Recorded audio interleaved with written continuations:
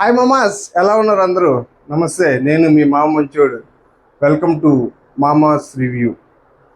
So ఈరోజు మనం Telugu big Boss season 2 అగ్ని పరీక్ష ఎపిసోడ్ 6 రివ్యూ అయితే చూడబోతున్నాం.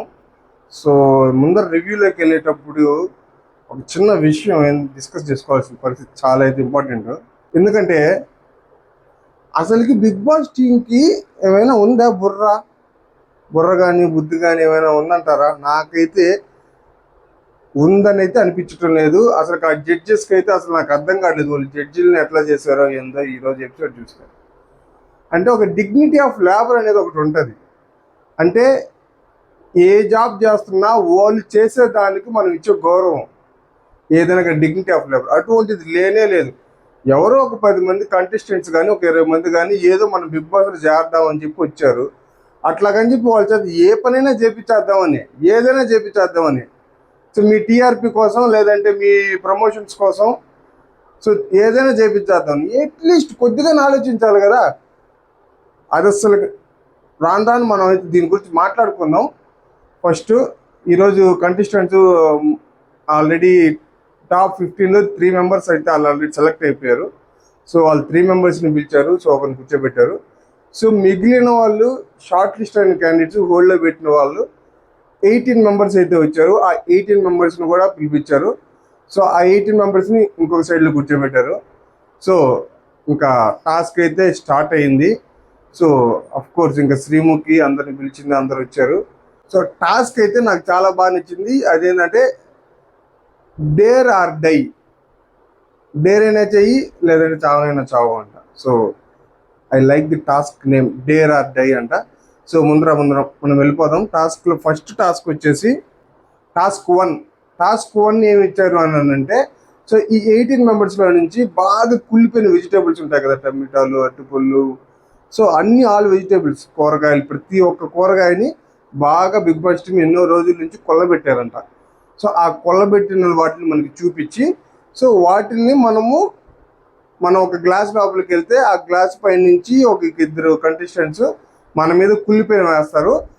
ఆ స్మెల్ భరిస్తూనే ఉండాలి మనం. ఆ స్మెల్ భరిస్తూనే ఆ స్మెల్ ఎంతసేపు భరించగలరు అనేది ఒక టాస్క్ అయితే. దాని తర్వాత నెక్స్ట్ ఏంటి అంటే, మనకి కింద కనపడకుండా ఉంటాయి. సో వాటిని ఆలుగడ్డలు పెట్టుంటారు. ఆలుగడ్డల్లో నెంబర్స్ పెట్టుంటారు 1 2 3 అట్లాగా. సో ఈ నెంబర్స్, ఈ ఆలుగడ్డలో నుంచి నెంబర్స్ తీసుకొని బయటకు వచ్చి దాని తర్వాత ఆపోజిట్లో మనకు ఒక బాక్స్ పెట్టుంటారు, అంటే లాక్. సో ఆ నెంబర్స్ 3 నెంబర్స్ని కరెక్ట్గా సెట్ చేసి తీస్తే లాక్ ఓపెన్ అవుతుంది. ఆ లాక్లో ఒక జ్యూస్ ఉంటుంది.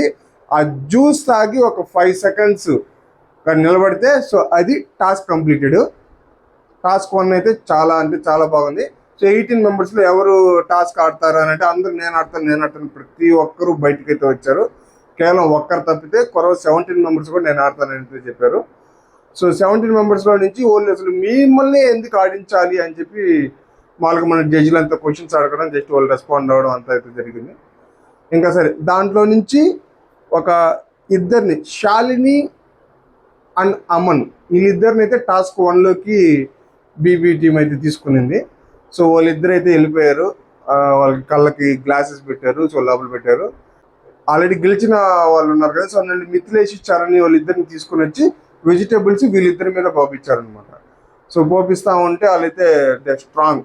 సో ఇద్దరు దాని స్మెల్ భరించారు, ప్రాబ్లం లేదన్నారు. So all good. దాని తర్వాత నెక్స్ట్ స్టెప్ 2లోకి వెళ్ళిపోమని చెప్పి సో 1 2 3 స్టార్ట్ చేశారు. దాని తర్వాత ముందర ఉన్నటువంటి ఆలుగడ్డల్ని అయితే బాగా నిలిపేసి నెంబర్స్ తీసుకున్నారు. యాక్చువల్గా అయితే శాలిని అయితే ఒక్కసారి కూడా బయటికి రాలేదు. బట్ మనం చూసుకున్నట్లయితే అమన్ మాత్రం 2 టైమ్స్ బయటకు వచ్చిపోయాడు అనమాట. అతనికి అర్థం కాక. బట్ ఒకసారి వచ్చినప్పుడు అతని నెంబర్ కనపడలేదంట. సో అది మళ్ళీ మిస్ అయిపోయి మళ్ళీ అతను కనపడాడు. ఇంత లోపల మనకి శాలిని అయితే మొత్తం 3 నెంబర్స్ ఇచ్చేసింది. ఓపెన్ కూడా చేసేసి ఇతనికి ఓపెన్ చేయలేకపోయాడు అమ్మని మాత్రం. జ్యూస్ కూడా తాగేసింది. సో శాలిని అయితే టాస్క్ గెలిచింది. And she is the next contestant in Bigg Boss season 2 for Agni Pariksha. So 4th కంటెస్టెంట్గా అయితే వెళ్ళి ఆపోజిట్ సీట్ అయితే కూర్చుంది. అమన్ మళ్ళీ అతను నేను ఇంకా పంపించేస్తారనుకున్నాను, బట్ అతను కూడా సేమ్ మళ్ళీ హోల్డ్ అనమాట. మళ్ళీ back to the normal conditions అనమాట. రిమైనింగ్ 17 మెంబర్స్తో కలిసి అతను అమలు కూడా వెళ్ళిపోయాడు. సో ఈ టాస్క్ 1 అయితే ఇది జరిగింది. సో శాలిని అయితే చాలా బాగా ఆడిందని చెప్పొచ్చు. She deserve that. ఇది టాస్క్ 1. ఈ టాస్క్ టూ ఏంటంటే చెప్పాను కదా, వీళ్ళకి ఈ టాస్క్ ఏంటంటే ఎక్స్కి కాల్ చేసి, ఎవరికైతే ఎక్స్లు ఉన్నారో వాళ్ళకి కాల్ చేసి ప్యాచప్ చేసుకోవాలి. మళ్ళీ తప్పు నాదే జరిగిపోయింది, సారీ, మళ్ళీ మన ఇద్దరం కలుద్దాము, అది ఇది అని చెప్పి ప్యాచప్ చేసుకోవాలి. దానికి ఒక నలుగురు నేను అని చెప్పి చేతులు ఎత్తారు. సో నలుగురు ఎత్తేసరికి ఆడొక గంట పెడతారు అనమాట. నలుగురు కాబట్టి ఒకరిని అందించుకోవాలి కాబట్టి గంట పెడితే, సో ఆ గంటలో రిమైనింగ్ 3 persons సెలెక్ట్ అయినా కానీ, బట్ నెక్స్ట్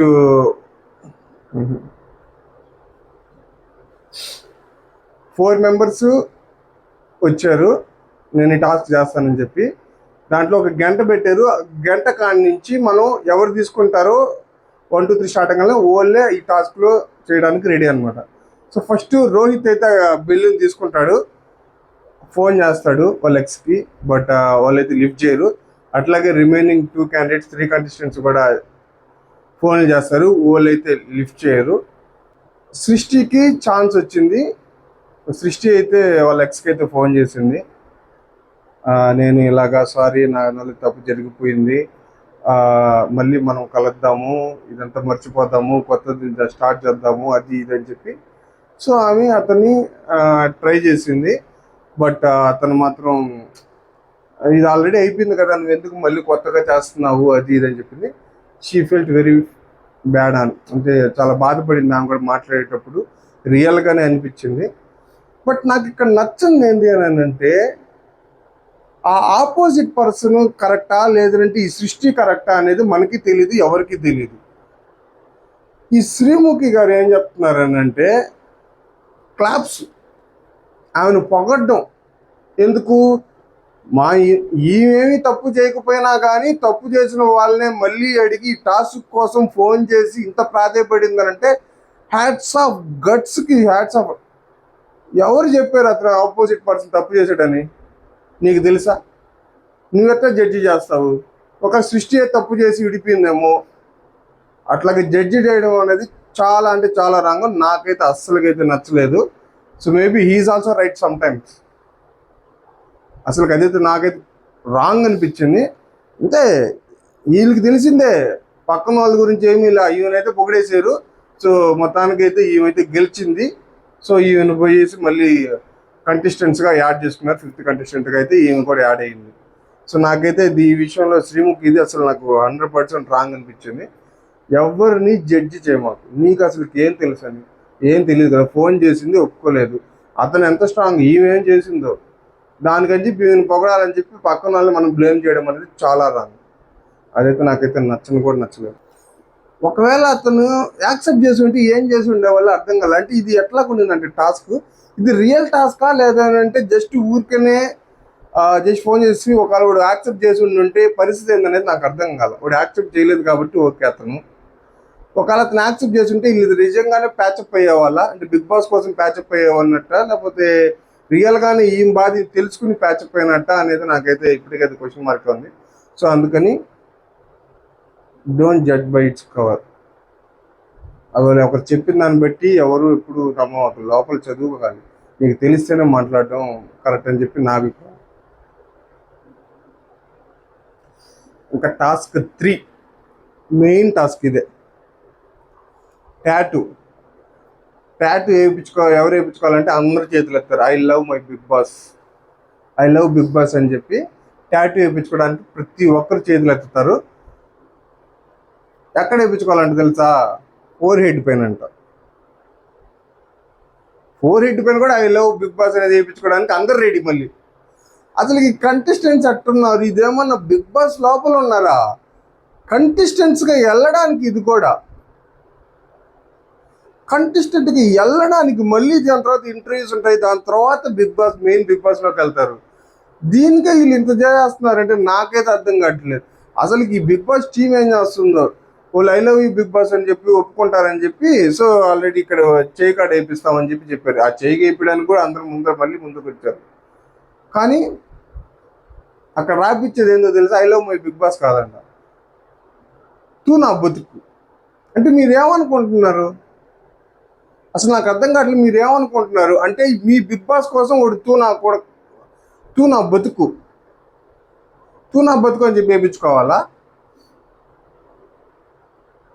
అంటే అతను ఏందో తెలియదు, అతను నాకు బిగ్ బాస్ వస్తుంది, ఛాన్స్ వస్తుంది, మేబీ ఫ్యూచర్లో డబ్బులు వస్తాయి లేదంటే ఫేమ్ వస్తుంది అని చెప్పి అతను వేయించుకోవడానికి రెడీగా ఉంటాడు. అట్లీస్ట్ మీ బుద్ధి ఏమైంది అనేది నాకు అర్థం కావట్లేదు. మీ బుద్ధి ఏమైంది? అట్లీస్ట్ ఆ టూ అనేది ఒక్కరు లెటర్ అయినా రాయిసి ఆపొచ్చు కదా. అట్లీస్ట్ ఒక అంతవరకు పోయాడు అంటే అతను యాక్సెప్టెడ్గా ఉన్నాడనే కదా. బట్ అతనికి తూ నా బతుకు అని చెప్పి అంతవరకు కూడా మీరు వాళ్ళందరిలో మళ్ళీ మీరే ఒకరిని సెలెక్ట్ చేసి అతనికి ఇచ్చేసారు. అసలుకి దీన్నే అనింది డిగ్నిటీ ఆఫ్ లేబర్ అని. మనం అతను వచ్చాడు బిగ్ బాస్ చేయడానికే వచ్చాడు, యాక్సెప్టెడ్. బట్ మరి వంగుతున్నాడు కదా అని చెప్పి చేస్తా ఉండకూడదు. అతను మనం చెప్పిందల్లా వింటున్నాడు అని చెప్పి పెంట తినమని చెప్తామా? అట్టే ఉంది. మనం చెప్తాడు కదా అని చెప్పి మీరు ఎక్కడ బిగ్ బాస్లు ఇంక ఏదైనా మీ ఇష్టం వచ్చింది మీరు చేసుకునేటట్టున్నారు ఒప్పుకుంటే. వీళ్ళు వచ్చిన వాళ్ళు కూడా ఏందో ఇంకా ఇదే కాదు స్వామి బిగ్ బాస్ ఇదొక్కటే కాదు లైఫ్, తూ నీ బతుకు అని చెప్పి వేయించుకోవడం ఏందో నాకైతే అర్థం కావట్లే. ఇదేమన్నా నువ్వు బిగ్ బాస్లోకి వెళ్ళిపోయేదానికి వేయించుకున్నావు అంటే అది కూడా లేదు, కంటెస్టెంట్గా వెళ్ళడానికి. అసలు నీకు ఎట్లా కొంటున్నారంటే కంటెస్టెంట్స్ కూడా వాళ్ళు ప్రాణాలు పెట్టేస్తున్నారు. మేబీ చూడాలి ఇంకా రాబోయే రోజులు వీళ్ళు ఎంత చేస్తారు ఏంది అనేది. నేనైతే వెయిట్ చేస్తాను ఇట్లా క్యాన్సిల్ అని చెప్పి చెప్తారేమో అని. బట్ ఫైనల్గా అయితే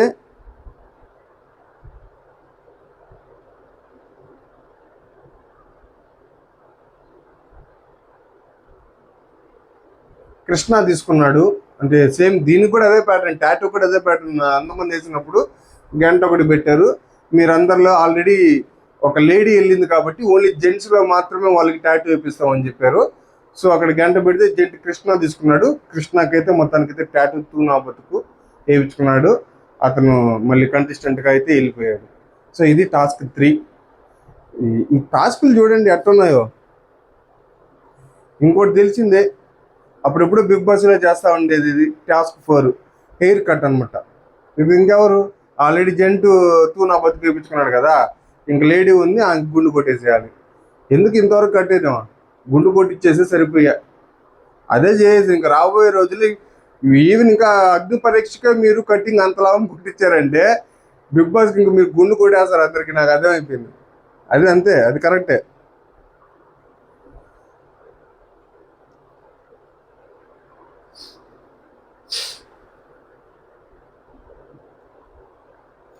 సేమ్ హెయిర్ ఎవరు కట్ చేసుకుంటారంటే ఆల్ లేడీస్ వచ్చేసారు. మళ్ళీ వాళ్ళకి టెన్షన్, ఏంది అందరూ వచ్చేసారు అని చెప్పి. సేమ్ మళ్ళీ గంట పట్టు ఎవరు గంట పడతారో వాళ్ళకి. ఇక్కడ మన బాగి నెల్లూరు కావాలమ్మాయి గంట పట్టుకునింది, ఆమె కట్ చేసుకుంటానంది, మ్యారీడ్ పర్సన్. బట్ ఆమె గట్స్కి అయితే మెచ్చుకోవాలి. బిగ్ బాస్ కోసం నేను ఏదో సాధించాలి అని చెప్పి కటింగ్ అనేది చేయించుకుంది. ఏదో రేపైనా వస్తుంది, బట్ ఆ గట్స్ అనేవి ఉన్నాయి కదా. సో నేనైతే దాన్ని మెచ్చుకోవాలి. ఆ ఫోటో అంటే ప్రెజెంట్ పాజిటివ్ తర్వాత ఫోటో పెట్టినప్పుడు చూస్తే నాకైతే చాలా బాధ వేసింది. ఇంకా అంత గ్రో అవ్వాలంటే అంత ఇన్ని రోజులు పడుతుంది, అంత నేమ్ కూడా రావడానికి. ఒకవేళ మళ్ళీ కంటెస్టెంట్గానే మిగిలిపోతే బిగ్ బాస్లో కూడా ఎంటర్ అయిపోతే ఎంత బాధపడుతుంది. బట్ దాని తర్వాత చూసి వాళ్ళ అమ్మని గుర్తొచ్చిందని చెప్పింది. గుండు చేయించుకుంటే వాళ్ళ అమ్మ కూడా ఇట్లే ఉండేదంట అని చెప్పినప్పుడు ప్రతి ఒక్కరు కూడా బాధపడ్డారు. నాకు కూడా అది చాలా బాధ వేసింది.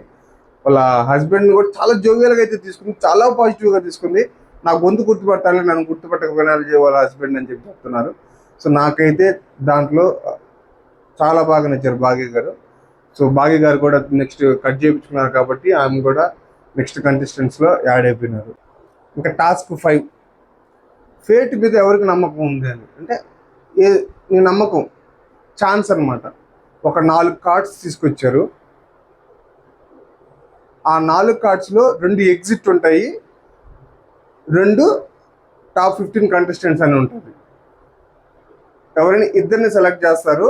సో ఎగ్జిట్ అంటే అసలు ఇంకా వెళ్ళిపోవాలి, ఇంకా రేపు కూడా ఛాన్స్ ఉండదు.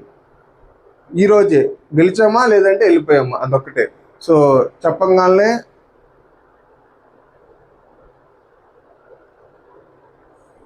వెంకటేష్, హేమంత్ వీళ్ళిద్దరూ నేను ఆడతానని చెప్పి వచ్చేసారు. సో 4 కార్డ్స్ పెట్టారు.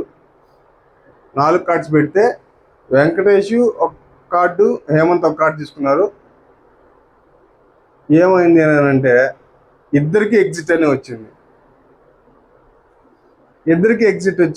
ఆల్రెడీ అందువల్ల టై అయింది కాబట్టి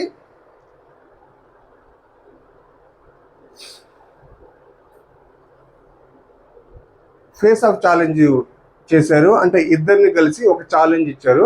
సో ఆ ఛాలెంజ్లో ఎవరు గెలుస్తారో వాళ్ళు హోల్డ్లోకి వెళ్తారు. కంటెస్టెంట్గా కాదు, హోల్డ్లోకి వెళ్తారు. రిమైనింగ్ పర్సన్ ఎగ్జిట్ అయిపోతాడు. సో వెంకటేష్, హేమంత్ వీళ్ళిద్దరిలో మళ్ళీ ఒక మడ్డులో పెట్టి ఒక కార్డు పెట్టారు మడ్డు లోపల. సో వాళ్ళిద్దరు కలిసి ఎతకాలి. సో చాలాసేపు అయితే ఎతికారు, బాగా అయితే ఇద్దరు ట్రై చేశారు. బట్ వెంకటేష్ అయితే మాత్రం కార్డు చిక్కలేదు, హేమంత్కి అయితే కార్డు చిక్కింది. So he is on hold and he move to the again 16 contestant. Remaining contestants దగ్గరికి వెళ్ళాడు. అతనైతే మెయిన్ కంటెస్టెంట్కి అయితే టాప్ 15లోకి అయితే వెళ్ళలేదు. ఇంకా వెంకటేష్ అయితే ఎగ్జిట్ అయిపోయాడు. సో ఈరోజు జరిగిన ఎపిసోడ్ అయితే ఇది. బట్ నేను చెప్పేది ఏంటంటే కొద్దిగా చూసి కంటెస్టెంట్స్ కూడా చెయ్యాలి అని చెప్పి నా చిన్న మనవి. బిగ్ బాస్ టీం కూడా మీరు చేసేది ఇంకా బిగ్ బాస్ కంటెస్టెంట్స్ కూడా కాకముందే గుండు కొట్టించడాలు, కటింగ్ పెట్టించడాలు, లవర్స్కి ఫోన్ చేయించడాలు ఇంత ఇప్పుడే చేస్తున్నారంటే రాబోయే రోజులు ఇంకేం చేస్తారో అని తలుచుకుంటే నాకే భయం వస్తుంది. ఈ కంటెస్టెంట్స్ని చూసుకుంటే మాత్రం ఊపు వస్తుంది. వీళ్ళు దేని చేయడానికైనా ఏం చేయడానికైనా సిద్ధంగా ఉన్నారు. మీకు ఈ బిగ్ బాస్ టీం ఈరోజు తీసుకున్న టాస్క్లో మీకు ఏ టాస్క్ నచ్చింది కామెంట్ చేయండి. అసలుకి వీళ్ళు కరెక్ట్ చేస్తున్నారా లేదా అనేది మాత్రం కామెంట్ చేయండి.